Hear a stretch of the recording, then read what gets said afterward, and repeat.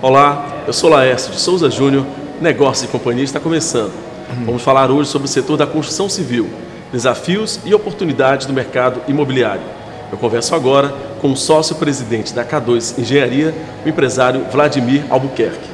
Tudo bem, Vladimir? Tudo bom, Laércio? Tudo jóia. Vladimir, como está o ambiente de negócios para a construção civil brasileira? A nível nacional, nós tivemos momentos maravilhosos. Foi de 2009 até 2011.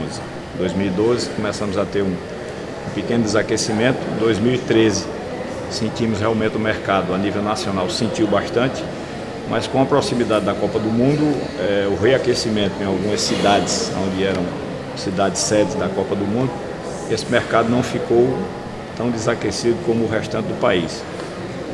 Passando essa fase de Copa, entramos no estágio de reequilíbrio do mercado, porque antigamente existia aquele mercado que ele era mais ou menos um mercado especulativo, ou seja, as pessoas compravam os imóveis, a pessoa que tinha condição de comprar 5, 6 apartamentos comprava e depois ficavam repassando, ou seja, existia esse ganho do início de uma obra, ou seja, uma obra iniciada de lançamento até a entrega, tinha um aumento muito grande. Hoje não.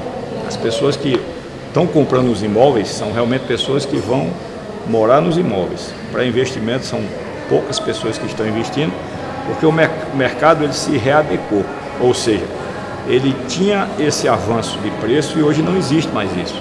O Sul, o Sudeste, o Norte, o Nordeste, quem que está melhor posicionado? Quais são os mercados que têm mais oportunidades? O mercado que hoje se encontra ainda extremamente aquecido, com supervalorização dos imóveis, e o que está sendo lançado também tem uma parte especulativa, é o Rio de Janeiro, porque tem as Olimpíadas daqui a 2 anos. Mas o restante está estabilizado. É um preço, digamos aqui no Maranhão, em relação ao restante do país, que falam que nós temos aqui um preço elevado em metro quadrado, não é bem assim. Porque você vê que hoje o nosso maior preço de metro quadrado é na Península, aqui na Ponta da Areia, que é um metro quadrado que gira entre R$7.000 e R$8.000. Isso o preço mais alto de Península. E temos aqui outras regiões que oscilam entre R$3, 4, 5 mil reais o metro quadrado.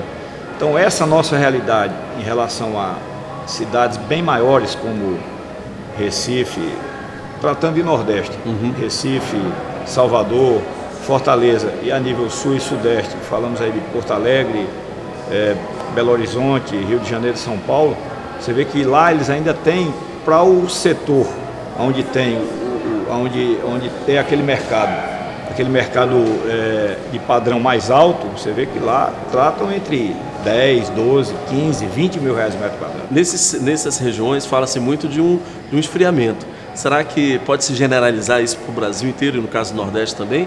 Ou o Nordeste está um pouquinho fora da curva dessa estabilidade, dá condições de crescer aqui? O que anda acontecendo muito, Lécio, é a questão das pessoas terem a renda para comprar, mas não terem renda comprovada. Então, existem muitas pessoas ainda no mercado informal. E tem aqueles trabalhos que são feitos, que às vezes a pessoa tem uma renda que ele consegue comprovar, mas ele não comprova na sua declaração de imposto de renda, ele consegue comprovar só no seu extrato bancário. Então isso às vezes dificulta o limite que ele precisa de financiamento. É a pessoa que tem a condição de pagar, é aquela pessoa que tem o poder aquisitivo para pagar aquela prestação, mas por não comprovar, e o banco hoje está fazendo uma triagem muito grande por conta da inadimplência, que houve um certo aumento. Por conta disso, essas pessoas começam a não conseguir comprar. Então isso tira uma fatia do mercado nosso, principalmente aqui do Nordeste, que poderiam estar comprando as unidades que nós estamos vendendo. Como é que está o nível de crédito? Há crédito ou essa dificuldade é mais na comprovação mesmo? Essa situação que você está colocando, ela é um fator preponderante, porque se você antigamente, isso eu falo antigamente, que eu falo há um ano atrás, um ano e pouco atrás, você colocava 20 processos num banco, o Caixa Econômico, o Banco do Brasil, que são os bancos que têm mais expertise para esse tipo de financiamento, se você colocasse 10 ou 20 processos, você tinha um retorno de quase 80% de pessoas que conseguiam financiar. Isso, quando se trata de pessoas que você já faz uma triagem antes na construtora, leva para o banco já aquelas pessoas que não têm Serasa, aquelas pessoas que têm uma renda relativamente comprovada, ou com aluguéis, ou com contra-cheque, ou com a questão do extrato bancário, a gente já faz uma pré-triagem. Isso ocorre durante a construção? Durante a construção. Então, existe na entrega das chaves é que precisa fazer um aporte desse valor, que é ou através do financiamento ou com o próprio recurso da pessoa. Você sabe, Lécio, que é muito difícil uma pessoa que tem uma renda hoje de R$3.500, R$4.000, ter de repente um financiamento negado, um exemplo, de R$100.000 para trabalhar com números redondos e precisar de mais 30 mil. Dificilmente essas pessoas têm essa reserva. Então, às vezes você acaba tendo que destratar um cliente tão bom, tão adimplente com a construtora, mas que foi negado o crédito na sua plenitude no agente financiador. Vladimir, é inegável que o mercado da construção civil, as construtoras em geral no Brasil, movem empregos, é um dos mais realmente importantes do Brasil para a economia brasileira. O que estaria faltando, de modo geral, os principais desafios para serem vencidos para esse setor deslanchar mais ainda? Até o ano passado, toda a cota dada para o Maranhão ela foi contemplada, ou seja, o que mais está nos atrapalhando aqui no Maranhão são as prefeituras, que elas não estão totalmente preparadas para atender a questão dos equipamentos comunitários, porque isso aí é uma preocupação muito grande do Ministério, principalmente do setor técnico. Esses equipamentos comunitários, eles têm que fazer parte dessas obras e têm que fazer parte desses empreendimentos, porque são empreendimentos grandes e que você tem que ter uma escola, você tem que ter uma creche, você tem que ter um posto de saúde, você precisa ter um posto policial. Então, são lugares que tem que ser feito isso, e isso aí não é uma particularidade nossa, não somos nós construtores que temos que fazer esses equipamentos. As prefeituras, ao receber os empreendimentos, elas que necessitam fazer esses equipamentos. Como tornar esse setor mais competitivo, com mais inovação, com mais tecnologia? Até o ano passado nós trabalhávamos muito com o sistema convencional, que é o tijolo, a alvenaria de tijolo, e mudamos agora completamente para a parede de concreto. O que é que evolui? Evolui o quê? Velocidade, você consegue construir mais, você consegue repassar esse imóvel para a Caixa Econômica, para o Banco do Brasil, o orçamento total com um preço melhor, você tem uma celeridade maior de construção e, consequentemente, você consegue entregar mais rápido e você consegue ter uma rentabilidade um pouco maior, porque esse programa, ele existe, ele é bom, ele não tem venda, o governo federal subsidia para as pessoas que estão recebendo as unidades, é feito o sorteio pela prefeitura, mas o construtor, se ele não tiver o fôlego, certo?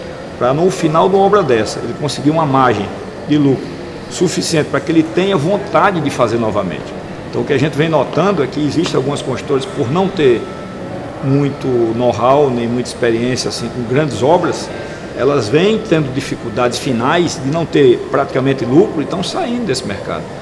E isso aí, o modo construtivo que você está dizendo, é importantíssimo, você industrializar o processo para que ele fique mais célere e que ele consiga ser o valor final e o resultado final, ele traga um benefício para que o construtor tenha vontade de continuar fazendo e, consequentemente, a população seja beneficiada.